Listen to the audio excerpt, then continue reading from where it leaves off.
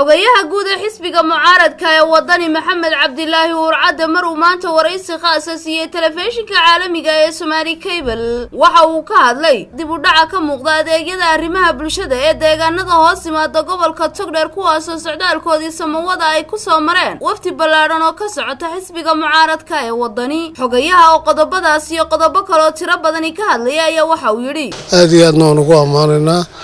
takale waxaanu aragnay runtii dadweynaha aanu maraynay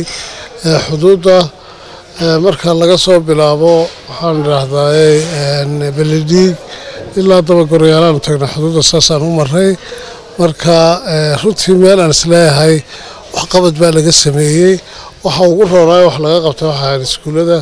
laakiin saldhigyadii MCH-yadii waxa loo xibaayay bulshada oo dhan way ka dhinaayeen dadkuna waxay saacad u sheegayeen in aanay xukuumaddu kulmiye markii uu codka markii loo codeynayay ay dad ugu dambeysay intii ka dambeysay aan waxa loo waxdadoo arkay aanu jirin iyo waxa loo xumadahoo aragtay ama wasaaradda arrimaha gudaha ha noqoto ama wasaaradaha kale ha noqoto meel iskuul ka jiraan waan arkaynay laakiin wax kale oo xukuumadda leedahay oo laga qabtay ma jiro xukuumadda waxaanu ugu baaqaynaa inay deegaamada hoos u eegto oo wixii baahiyahooga ay wax ka qabato siiba biyaha oo ayaguna u baahan ama meelo loo xidho biyo joogsanaa noqoto ama riga ka noqotee inaad wax looga qabto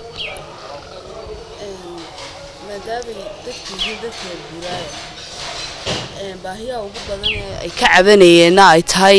biyo la'aan sidoo kale caafimaad la'aan iyo waliba goobaha qaar oo aan dugsiyo lahayn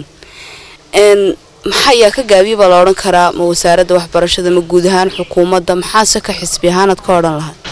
runtii waxa ka gaabisay guud ahaan xukuumadda gaar ahaan wasaaradihii hawsha u xilsaaraa baa ka gaabiyay aad iyo aadna waan uga xunahay waxaanu leenahay xilkii ummadda u hayseen inay gudataan ba fiican muddada gaabanayday hadhay madaxweynahana aydaan ceebaynin taariikh fiican si uga tago in goobahaasi xoogga la saaro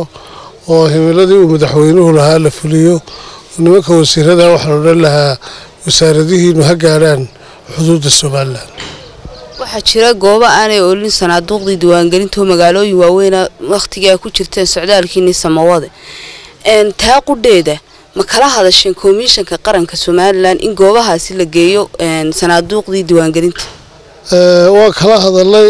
komishankuna waa u diyaar laakiin dhibaatada diiwaangelinta haysata maaha goobo iyo waqti badan bay siyarintii awoodooda runtii aad baan u amaanaynaa komishanka dadaal badan bay muujiyeen laakiin dhibta diiwaangelinta haysatay aan jecelahay inaanay gobolada kale la gaarin burco way ku dhacdee waa wasaaradda arrimaha gudaha waxaan madaxweynaha ugu baaqaynaa wasaaraddaasi diyaaru maaha in diiwaangelin dalka ka dhacdo in hawsha madaxweynuhu wax ka qabto oo ay wasaaradda arrimaha guduhu waajibkeeda ka saaran inay xilka ummadda gudato ay gudato waayo cuqaal bay geynaysaa goobihii dumara maxaan ku dhaha goobihii maba geynaysaa cid afar buug bay u dhiibaysaa markaaba go'aya waxay doonaysaa inay diiwaangelinta waqtigeedii ay lumiso oo xagga hore waxay dhigaysaa dad kaarkii dhalashada Hargeysaba aan lagu bixinayn oo fashilmay ayay doonaysaa inay kana sidii uu fashilmay